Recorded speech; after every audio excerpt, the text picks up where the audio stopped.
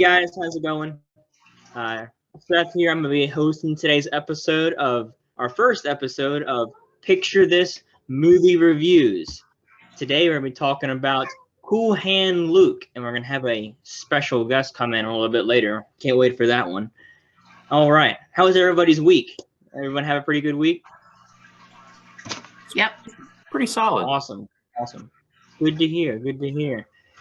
Anyone watch anything special during the week? You know, we had Halloween just a few days ago. Anyone watch anything?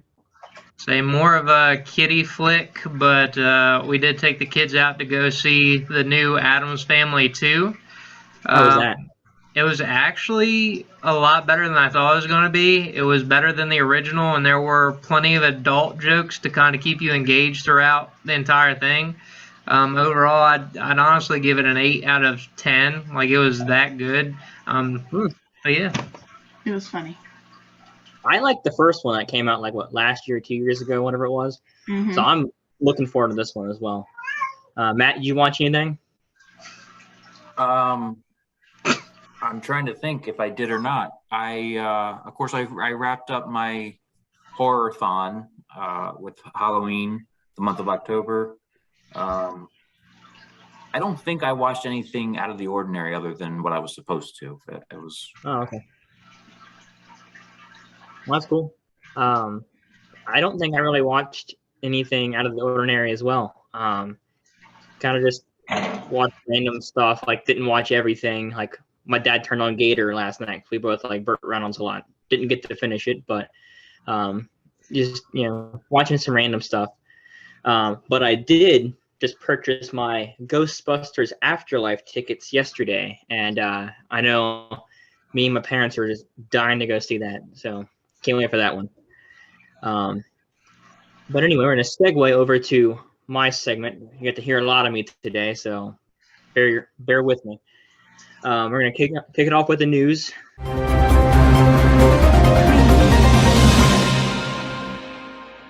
So, starting off, we're going to have Lizard from the Amazing Spider-Man movies and Sandman from the original Tobey Maguire movies.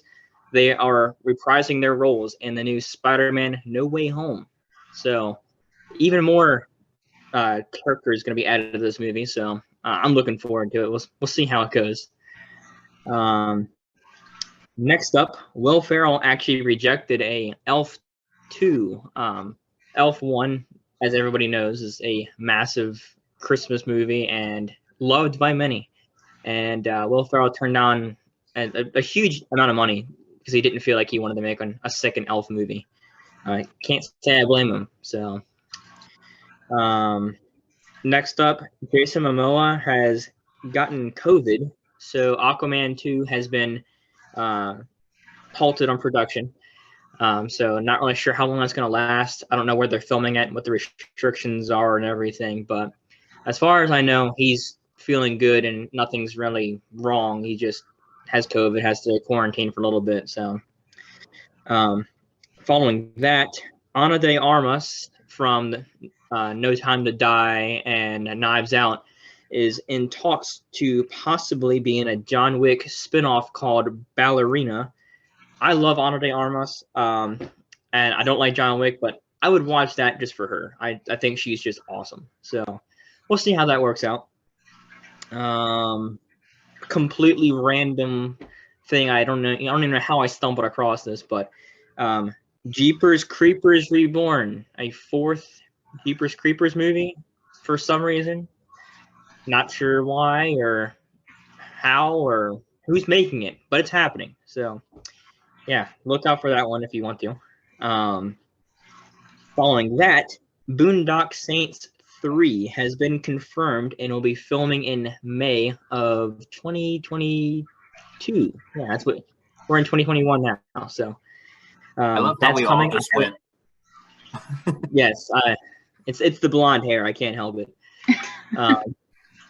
But I haven't seen any other ones. I know my dad is a big Boondock Saints fan, so I'm sure he's pretty pumped for this one. Oh, they're really good. Oh, yeah. Oh, they are? Okay. Next up, Robert Downey Jr. and Matt Damon are now. When I first wrote this, they were in talks to be in the new Christopher Nolan movie. But as of like a couple hours ago, now I'm reading that they are confirmed to be in the movie. So it's a pretty likely chance that they are going to be added to this movie, which already has a really good cast, which I believe is what's it? The guy from Peaky Blinders. I cannot recall his name. Cillian Murphy. Cillian Murphy, that's what it is. Thank you, Kayla. And Emily Blunt are already cast in that movie. So, I mean, it's a Christopher Nolan movie. Of course, it's going to have a good cast in it, but I didn't expect Matt Damon or Robert Downey Jr. to be added, so I'm looking forward to that.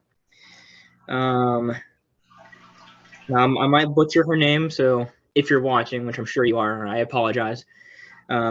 Sophia Boutella is to star in Zack Snyder's new Rebel Moon movie for Netflix. I believe it's a sci-fi space movie that he's making. I'm not too positive on that. It's a Zack Snyder movie, which to some people, that's all you have to say.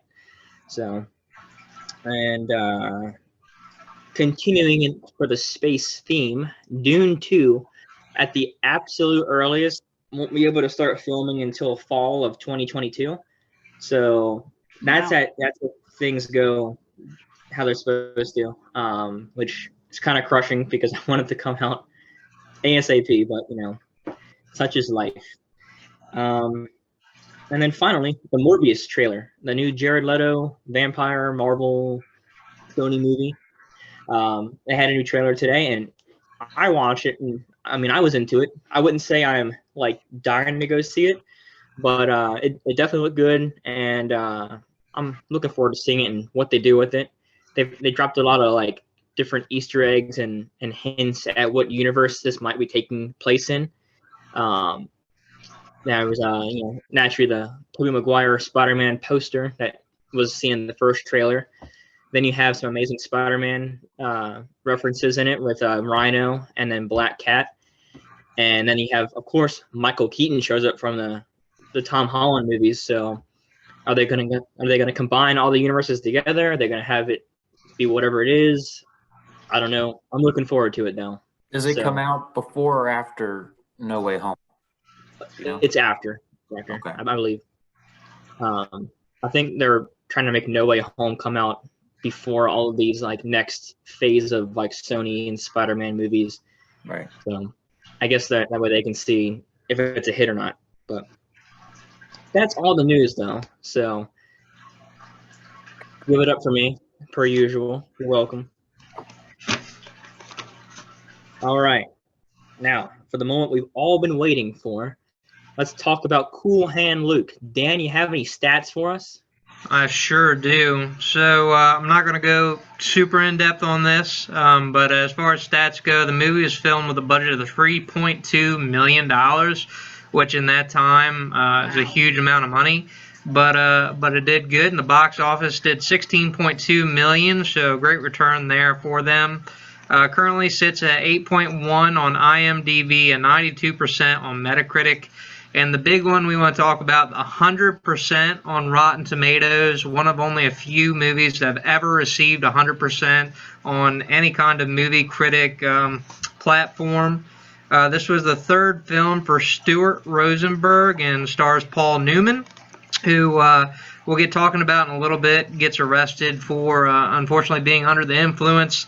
He gets picked up for destroying some public property, but it basically outlines his journey through the prison system there, and I don't want to give any more away than that because I see our special guest has joined us, and we get right into it. How are you doing? Welcome. Good. Welcome, good. My father, the resident Cool Hand Luke expert. Yeah. This is his all-time favorite movie. As I said last week, he quotes this movie constantly to my brother and I. He's got a tattoo on his arm representing the movie. And he's had like numerous license plates for Cool Hand Luke. So you want to take it away with your review of the movie? Very cool. Boy, just threw me right in there. Hi, everybody. I appreciate y'all having me.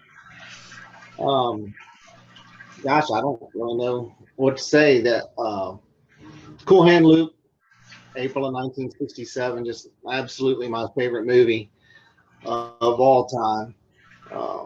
It's like all the great movies. It has individual characters outside of the main character, and they all play a perfect role. Not overdone, not underdone. Everything's just perfect. A lot of the things I like about the movie are probably personal. I think everybody sees movies differently than other folks. And for me, just a lot of things hit home. And I don't remember how old I was when I first saw the movie. I believe it was single digits.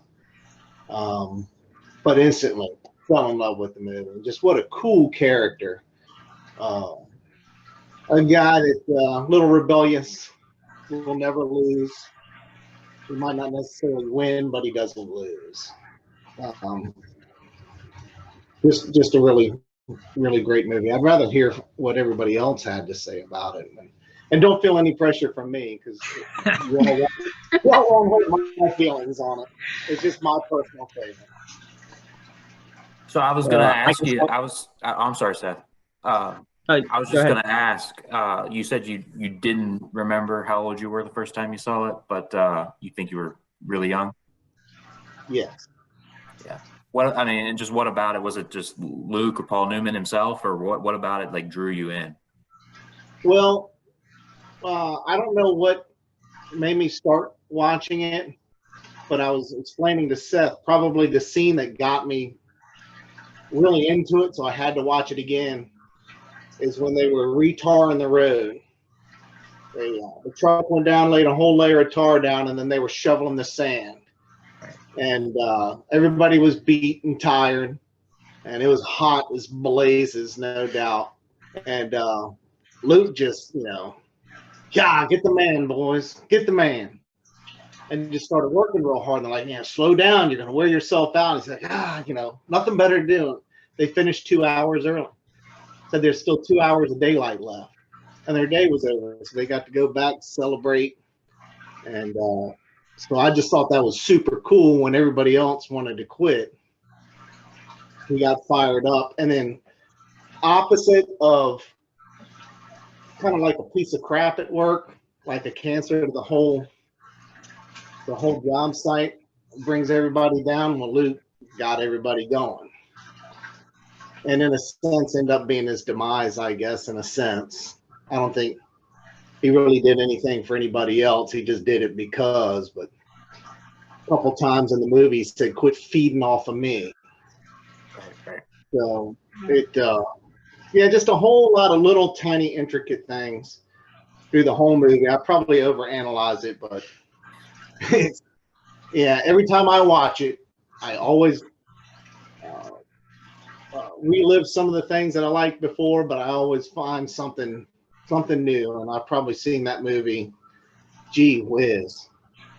I bet I've seen it over 30 times, to be honest. And every time I just find something cool in it every single time. What's funny is watching the movie, and almost immediately I saw a lot of my dad in Luke, and that's why I asked him, how old were you when you first watched this movie? And it didn't really shock me to know that he watched it when he was young, as I definitely see a lot of similarities between Luke and my dad, and I mean that in the absolute best way possible. It was really cool to kind of like see my dad on the screen almost. So no, I would not. Other than, I'm sorry, and that's the last question I'll ask.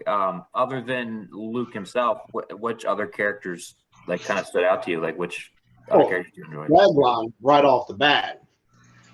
Dragline I like George Kennedy anyway. Yeah. And I believe he won an Academy Award for his role in that movie. He did, yes. Just a phenomenal character. I explained a little bit of it to Seth last night when we were watching it, how he was the king of that whole barracks. He wasn't the smartest, but he was the biggest and the strongest. And he could do whatever he wanted because nobody would challenge him. And then Luke comes in. And Luke immediately challenged him. And subtly. but he challenged him. Nobody else would speak up, and that's how Luke got to him. Man, quit beating it. And he was talking about Lucille washing the car, getting everybody all stirred up. Nobody dare say anything, but Luke did. Quit beating him, man. Let it go. Well, he didn't like that, Remember, if you can recall, he stuck his finger out and says, "That's it, new meat. You better get you some rest, because we're going to take care of it, tomorrow." And that was cool. Like I said, Luke didn't win that fight, but he didn't lose it either, because he kept getting up. Basically, Dragline quit. He's the one that walked away. So persistence. Tough, dumb, ignorant, however you want to look at it. Just, I really like the character. That's all. Very cool. All right, you want to hop on reviews now, or anyone I have want any to more hear what questions? everybody else has to say. I'm really eager. I listen to y'all more than what you probably realize. So I guess I'll kick off the reviews. Yeah, I really liked it. He got mad at me last night. I gave it 4 stars instead of his 5 that he believed I should have given it. But I really enjoyed watching it. I thought it was a really interesting and awesome story. And Paul Newman was great. But like he said, every character was great in it. Like there's no one who didn't do a good job, and everyone played their role right. I don't know why I just gave it 4 stars. I felt like 4 was the right number for me, but I would definitely watch it again, and I hope I get to watch it again and maybe see something new I didn't see the first time. I think I'm gonna rate it 8 out of 10 now. So who wants to go next? I'll go, if that's okay. Okay.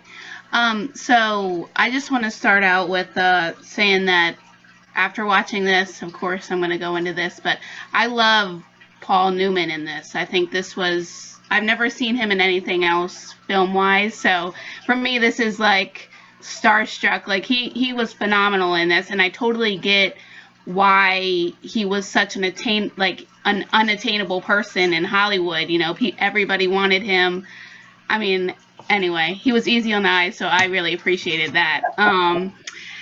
But anyway, so my favorite takeaway from this film is I loved how they incorporated the music into the scenes, especially when they had that guy playing the music. I mean, that was beautiful. I loved each time they did that, and especially the scene from when he sees his mother on, like all the scenes after that. I love those because it seemed like they were setting the tone with the music with each scene, and that the whole scene with his mom almost had me in tears because that was the interaction between the two of them was so beautiful. And you really see that break in Luke's personality from being that tough guy that nothing really gets to him to actually being heartbroken that his mother is dying and this is going to be the last time that he's going to be able to see her. So other than that, that was what I loved about that film is, like I said, the music. I think that set the tone for each scene moving forward. And I love the dynamic between Luke and Dragline. I think I loved how they built their friendship from not liking each other, and then, at the end, just like him dragging him out of the church, and you're just like, no, and like he's fighting on the whoever the guy was, I don't know his name, with the gun, and you're just like, you're right there with him, like, no, how dare you shoot him, how dare you do this to him? Yeah, boss cop. Yeah, so like for me, man with no eyes. Yeah, I felt that whole thing. So I really enjoyed this, and I really liked Paul Newman in it. I want to see more Paul Newman movies moving forward. But I'm going to give this an 8 out of 10 as well. It was really well done. I mean, I liked it for the time that it came out. I think they did a phenomenal job, really, with it. I say real quick, thank you so much for mentioning the music, because I'd said that to Seth. It was perfect. Yeah, I love Yeah, I love movies where they can set like the score to the film and it really makes it. And I'm gonna actually, that's funny because I'm gonna touch on that when I talk about my movie later too, which is funny. But I love music in movies. I think that's what really captures a film and can really tie it all together. But yeah, that's my end of my spiel. Yes, ma'am. I YouTube all of those songs quite a bit, actually. It's just so good. Yeah. I'm sorry. Go ahead. Now, I'd like to jump in, if that's okay, Matt. Go for it. So this movie, I want to say, what got me, it's funny you talk about the music, because honestly, I really didn't pick up on that. But what I did pick up on was a lot of, to me, it seemed really real and raw. And looking into the backstory of this, it's the original story was written by, there's a book by Don Pierce. And he actually wrote on a lot of his actual experiences. I believe he actually got picked up for burglary and forgery and was sent to prison. So a lot of these stories are coming from his actual experiences in prison. And just to give you a little backstory how this guy was, he was on the set filming with these guys their very last day. He did a cameo. He was one of the guys, I can't remember exactly which one, but he got in a fight and was actually banned from going to the premiere of the movie, which I thought was kind of funny. He was banned from going to the premiere of his own movie. But when you talk about this, a couple things that were interesting to me, when you're talking about the asphalt on the road, that stuck out to me too. And looking into that, they actually, like the director said, in order to get it to feel real, he wanted this movie to be as real as possible. Those men, like the whole crew, were taken out to a road in the middle of, it was filmed in California, but they had moved like all kinds of stuff from Florida, like mosses and things, to try to get the set as close as possible to what they've actually seen. In fact, the prison's based on a prison in Florida. They took dimensions and everything else. The guy comes out. There was an inspector that came out to the set and was like, man, these conditions are terrible. You've got to shut this camp down or whatever you're doing out here down, because he thought it was real, but it was a set. But anyways, he had those men pave a mile-long stretch of road on the California highway. And what you see, that's actually them sweating to death out in the heat, really doing that. And the fight with Dragline, that's a really popular scene as well.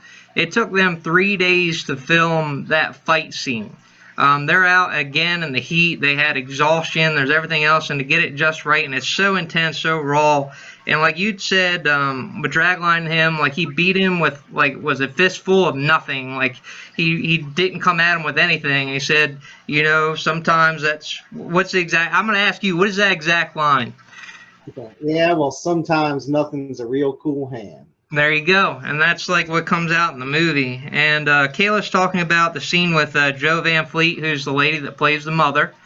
That was also, in its time, like to save money, they wanted to do it all in one shoot. And this had 8 pages of dialogue, and to shoot 8 pages, that's a hard thing to do in a day. And I know Matt probably can attest to that. I know you're a screenwriter and have come up with stuff like this. But they shot that whole scene in a day. And that really was a testament to how good both those actors were in the scenes. But like you said, and again, like a lot of the scene comes back, like Luke, he's wearing this shirt that says 37 on it.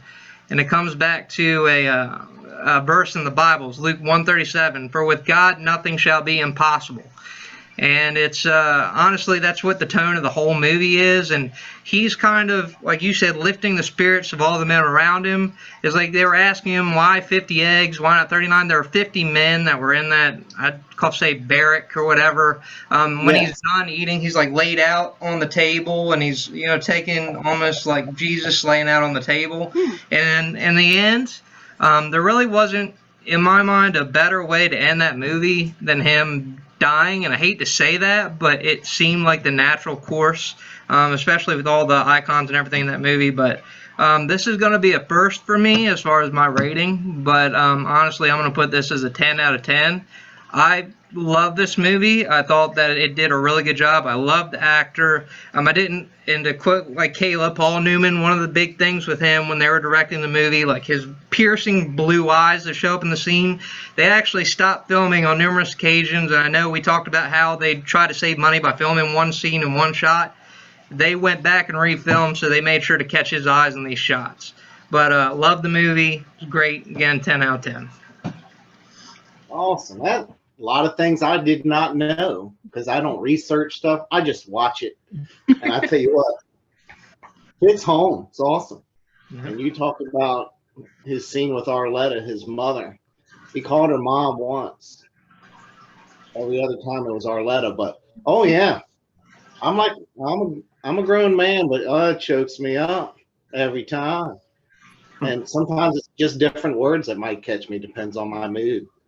But yeah, that scene on the road does not surprise me at all that they went through all that work. Because another point that I've made to Seth was, notice they're busting tail, they're having a good time, actually having fun, working on this road in the heat, and the walking bosses are walking the road. They're looking for anything that they can to bust these guys' spirit, and it's not there. Every single bit of that tar was covered with sand. Everything was level, walking right down. They didn't have nothing at the end. They took them back to the barracks, and I believe they sang and danced when they got back and had cold drinks. Mm-hmm. Anyway, thanks for letting me chime in again. Matt, bring us home. I will. I didn't know a lot of what Dan just spoke on either, so I was already up here with this movie, and now I'm even farther. I also loved this, which I'm gonna be very honest. I put this off to apparently we all did through text message last night. I put this off to the very last minute last night. I watched it just barely 24 hours ago as we record this, and I had seen it on the HBO Max earlier in the week. So I was like, okay, it's there, cool, because we even talked about it last week that, it's on HBO Max for those who want to watch it. And then I go on HBO Max last night and it's not there. So I was very frustrated. but I rented it. I paid and rented it, and I was not disappointed. I went into it thinking I didn't think it was going to be bad. I just went into it like, this is an older movie. This isn't something that's really been on my radar at all. It's something that I had heard about, but nothing that was like, I want to see that. But how wrong was I? Because about 15, 20 minutes in, I knew I was going to like it. And I actually had a buddy of mine over here last night. He comes over every week and we just hang out, and he started watching it with me. And he was supposed to be leaving as I was starting it. He ended up staying through most of the entire movie. He didn't finish it, but so it's a long movie. But anyway, side notes out of the way. I love the cast in this. Of course, everyone's talked about Paul Newman. There's not much else I can say. The blue eyes, the acting, it's all there. He was perfect. George Kennedy, another one that I like that you mentioned as well. He's in a lot of things that I've seen, so it was nice to see another familiar face, along with a very young Dennis Hopper, which I had to do it. I had to look it up. I was like, that looks like Dennis Hopper, but daggone, is it? So I pulled up the phone and pulled it up, and it was. I also found out that this was directed by Stuart Rosenberg, who, ironically enough, directed the Amityville Horror that we talked about 2 weeks ago. I didn't know that. Yeah, so small world. So it's an underdog story. Everybody loves the underdog. Before Rocky, there was Cool Hand Luke, and he keeps everybody going for him. Everybody's rooting for him. And the thing about Luke that I noticed, I have notes, so I keep glaring off to the side. I apologize, but very little dialogue from Paul Newman. If you really look at it, like he has lines, he speaks, but in the grand scheme of things, he doesn't speak a lot. Most of his performance is through facial expressions and through body language and through his actions, whereas there's very little actual words coming out of his mouth. So I thought that was again, a testament to Paul Newman. Some of my favorite scenes, we already covered the fight between him and Dragline. That was what I was already in, but that like reeled me in, and I was there for the rest of the thing. Like, okay, I'm ready. I'm here for it. The infamous car wash scene was obviously a big one. The egg eating contest, all the times that he tries to escape, it was fun seeing him trying to get out and then getting out, and then how they're going to catch him and bring him back in. Of course, this is the movie where what we have here is failure to communicate comes from. That line has been blown up in just everyday life. I mean, you hear that all the time, not in other movies, as well as just casual people walking down the street will say that. So that's, shows you how much of an impact this movie has had. Carr the floor walker, played by Clifton James. I could watch that man over and over again all day, twice on Sunday, talk about what it's going to take to get you in the box. Because when that happened, I was like, I love him and I wish he was in it more. That really tickled me and got me laughing. Just going through my notes. A big thing about this movie was him going against authority. The character in the glasses is like a big authority figure. And toward the end, when Luke is dying, he dies smiling, and the glasses get crushed. And I took that as Luke broke the authority. So I really, really, really enjoyed this way more than I anticipated. I also give it a 10 out of 10. Wow. Wow. I tell you, I could talk about this movie all night. I won't bother you all with that, but all three of you said something that touches me too, because Matt with Carr, we had an English Mastiff. I wanted to name him Carr so bad. Another individual character that played his role perfect. Casting was phenomenal. But Carr the floor walk, fantastic. And the man with no eyes at the end, when Dragline lost it, completely out of character for Dragline, because he ruled all those inmates, but he never messed with the man. And at the end of the movie, he's swinging that sickle, and the camera moves down to his feet, and he's in shackles.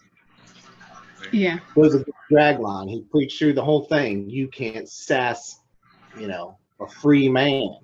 Well, at the end, he broke his character and rushed the man with no eyes. I told Seth, I said, look, he put it on him hard too, because he tried to get up and staggered when he reached for the car. So he darn near had him probably choked to death before he got pulled off. But they told Luke that you run again, we'll kill you. So true to form, it followed the whole format, and they did. They did what they said they were going to do.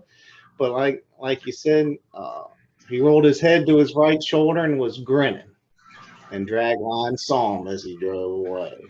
Yeah, just neat movie. I really appreciate each and every one of y'all's individual thought on it, because, boy, I'm right there with you on each of your thoughts and then some. So I'm just glad you all enjoyed the movie. Made my night to hear you all actually enjoyed it. Okay. And what a gosh darn good movie. It is a perfect movie. Yeah, thank you for telling us about it. Yeah. Hey, thanks for letting me join in. I love listening to y'all. I never really participated in anything like that, because I'm pretty much a chatty Cathy. But I appreciate all of you. I hope you guys have a fantastic evening. Yep, you as well. Thank you. All right, thank you. Thank you. Say, old boy. All right. Well, I'm glad everyone liked it, and I'm glad I think it was actually our first unanimous positive review. Like, I don't think we've ever had that before. So that was pretty cool. But we're gonna start going into next week with our episode 2 of Picture This Movie Reviews. We are going to go back to our regular format of one of our hosts picking the movie. We're going to alternate it, as Dan is representing for us right now. But next week will be Kayla's pick, and I know that she's been very excited for this. And I'm hoping and praying it's not a Kevin Costner movie because I might have to be sick next week. I'm sorry. So Kayla, take it away. What's our pick for next week? I would never do that to you. Don't you know Thank it? you. I appreciate it. So, yes, I'm very excited, like I said in our group text. So this is actually a film that is in my top 10. And if you guys haven't noticed, I've been dropping little memes in the conversation literally related to that film. But anyway, so one of my favorite actors is in this movie, Oscar Isaacs. I absolutely love him. He is phenomenal. Just one of my all-time favorite actors, people, whatever. Yeah. So this movie is called Drive. It came out in 2011. It stars Ryan Gosling. Can't remember her name off the top of my head. But anyway, so this movie, what Seth's dad had talked about kind of with Cool Hand Luke was talking about the music and the score, the soundtrack, what have you. So this soundtrack of this film is something and you guys, if you're watching as well, I mean like the viewers, but also talking to Matt and Seth and Dan as well, I want you guys to really take into consideration the soundtrack and what song plays to each scene, because it's vital, it's important, and it soaks up those scenes so well, and you really get into the moment of each character and the music, and it just all meshes perfectly. And it was Carey Mulligan. I couldn't remember her name, but that's her name. So this movie unfortunately is not on any available platforms. You do have to rent it, but I think it's like $3.99. But I think I'm going to actually purchase it on Amazon on our account, so that way, yeah, I love this movie. So I have it on DVD, which is like, so, you know. That was but, like the perfect husband reaction. Oh, well, whatever. So I'm going to rent it, but to anybody who wants to watch it, it is available to rent on like Amazon, Vudu, what have you. Every platform, pretty much. Yes, every platform. Go out there, spend your money, give it to Ryan Gosling. So just consider the music, consider the scenes, look at the visuals too, because like also the outfits really put together the characters too. And I love my hands in this because it's perfect. It's just like you get this big bowl of awesomeness in this film, and it's like every single thing is perfect in this film. And if you don't like it, I will really, really, really be so disappointed. And I didn't pick When Harry Met Sally either for consideration of others, okay? But this is, like I said, and I'm just ranting on, but like I said, it's one of my top 10 films. Ryan Gosling is perfect in this movie. I think he played this character perfectly. Has anybody seen this movie? I have, and I really liked it. So. Oh, good. Well, that's perfect. So, yeah, have you seen it, Matt? Cool. I have not. Have you seen it? With you. Oh, we watched it. Okay. Well, we'll watch it again. Well, Matt, you have not seen this, but this will be perfect going into next week, I hope. Okay, very cool. It's a good one. All right. Anyone else have any, questions, comments, concerns, anything to say? No, one last thing, and you can pass this on to your dad. Okay.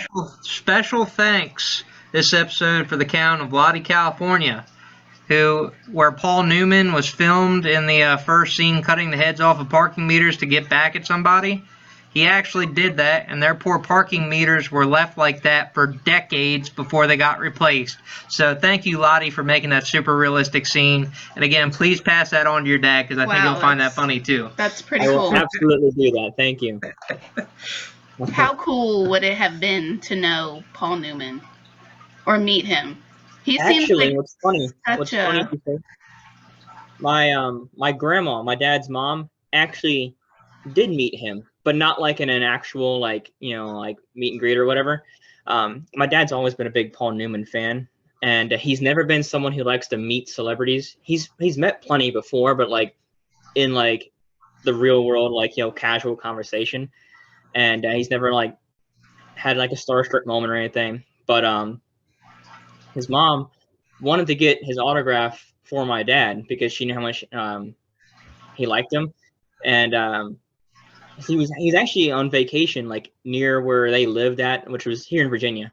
I don't remember where though. And my dad was like, "Thank you so much for not bothering him, because he was on vacation. All he wants to do is relax and enjoy himself." So he said, "Thank you for not bothering this man, as much as I like him a lot, on his vacation." So that's actually my grandma has met Paul Newman, and yeah, well, a little fun bit fact. actually. Yeah, my dad actually, he's also a big Newman's Own fan. He rocks the Newman's Own coffee and everything, as he thinks Paul Newman's just a solid dude. And He was cool. He did everything. Like, he learned how to play a banjo just to do the scene in this movie. He was a race car driver. Good. Oh my gosh. Like, he was like a man's man, dude. He's just like into great. everything. Yeah, he was a jack of all trades. It was amazing, actually. I actually just bought Butch Cassidy and the Sundance Kid, which I believe he's a part of that one, and I'm gonna watch that here soon. Yeah, this movie made me want to watch more Paul Newman as well. So I agree with you guys. But yeah, just what a cool character, what a cool movie, and shout out to Paul Newman wherever you're at. You're the man. So, but as we always say, love one another, and I hope everyone has a great week, and I'll catch you guys next week. Thank you all for watching. See you guys.